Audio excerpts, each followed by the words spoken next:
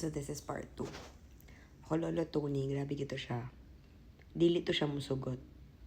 Nga si Lola mo kaon o pagkaon nga dili siya gapalit. Mangunay gito ako Lolo Tony. Muadto to, mamalingki to, magtuyok-tuyok to sa mga tindahan. Mangunay gito siya.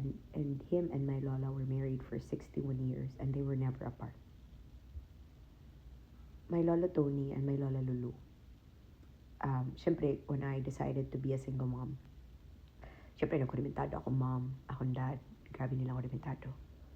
Akong lolo o akong lola, not even a raised tone sa voice. Igo rin na ingon, okay, muli nakakaya ko, para di imong kwarto. Sumutong ako, among kwarto ni Tony, mo nang kwarto na nila Bev karunog ni Andre sa balay, sa estasyo. Muna nasa taas, kasi syempre sila Bev o Andre mangot. Ilang original giging kwarto ko, tong old na mga kwarto sa ubos nila mommy. But bahaol man go dito, so gibalhin gid, which is fine by me, honestly. It was never an issue, but mo na among room ni Tony. So, it was really that, anak. And imagine, my lolo already had health struggles, ha. Pagpanganak na ko kay Tony, my lolo was there.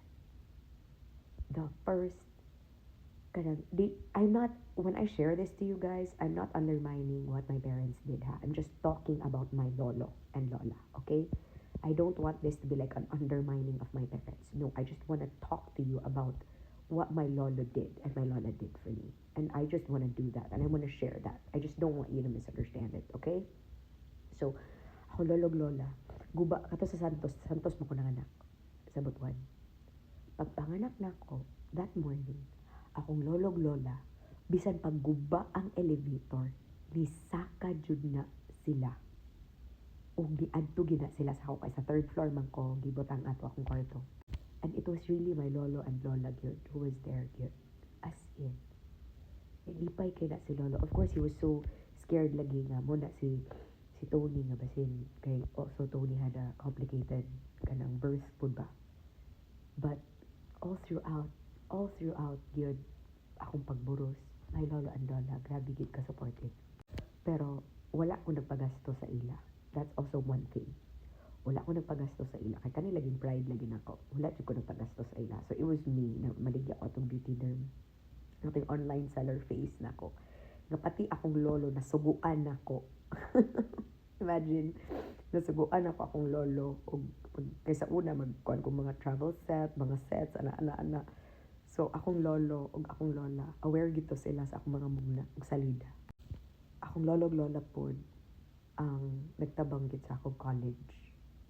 Moto nakaskwela ko sa number 4, top 4 na pinaka-expensive university sa tibuok Pilipinas. Because of them, kay dili gid baya lalim, no? Nga kanang mahal pa akong eskwelahan, nga mas mahal pa gid ang ipuy-an kay Ortigas Center ato nga time. My gosh, kami ka mahal ging. Ato nga time Ortigas Center, ang condo 30,000 ang buwan bayad. Unya kay penthouse man tong akong gistayhan. Ang ana siya ka mahala. And grabe ang ilang support sa kuha ato. Dili gid lalim. And basta tanan akong buong na even tong time nga mag-surf ko, akong lolog lola, grabe gyud. Dili na lang na sila mutingog, pero grabe sila ka supportive sa tanan akong mga gusto gyud. Like magsige na sila panawag. Like magsige panawag sa isa ka adlaw mo yung kawalo kanoy ka napo manawag.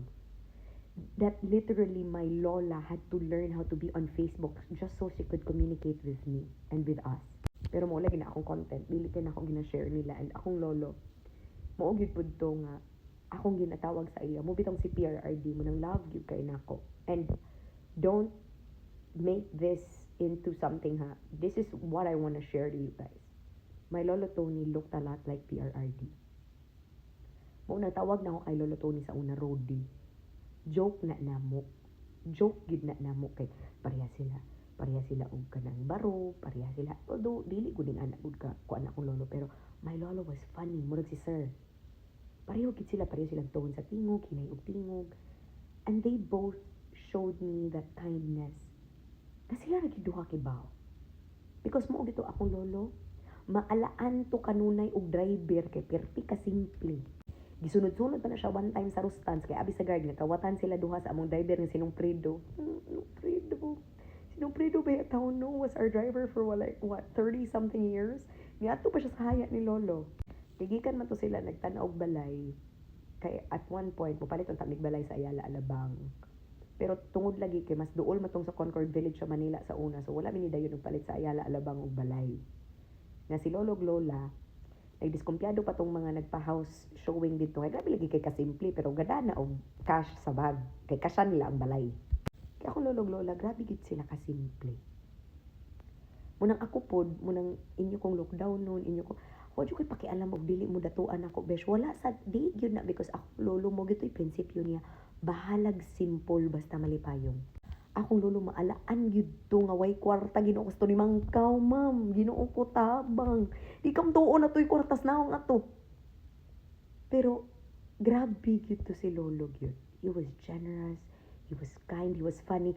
Muna, diha na naman nakuha saya ang akong sense of humor. Sense of humor po ni mami. Munang hantod, gilubong siya.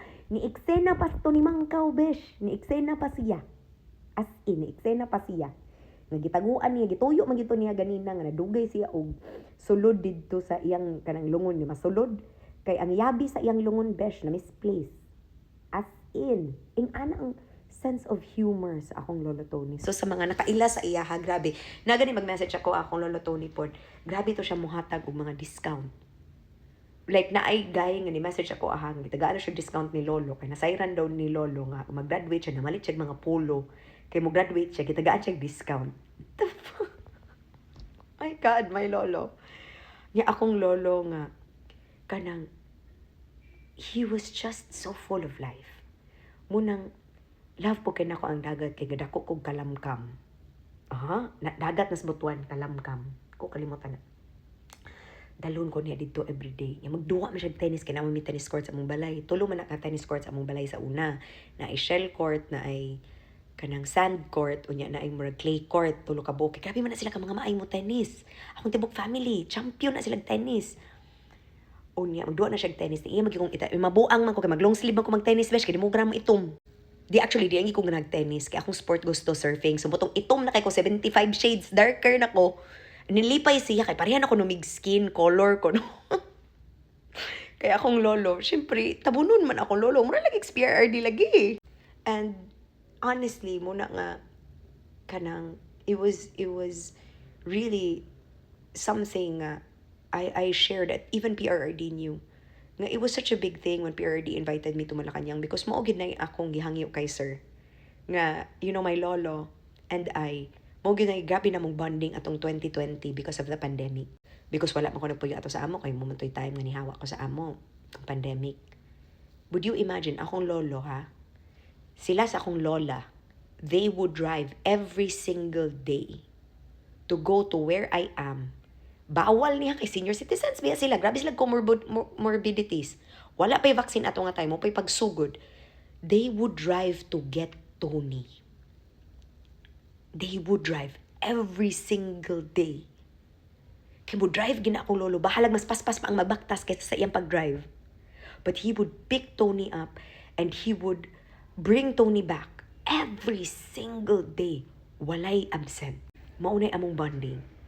Unya katong pagkasikat na kog kalit sa TikTok, na-discover ko sa TikTok, tingala na siya nga nagisundo ko, giatuan kog pulis, giatuan kog mga PSSG, karang nangadto sila ba, pati sa balay, pati ako Uncle Cesar nga Mangkaw, gitawagan sila, gipangita ko. Because wala kasabot akong lolo ato. And I had to explain. And I had to explain to him. And that was the extent of my explanation sa akong life.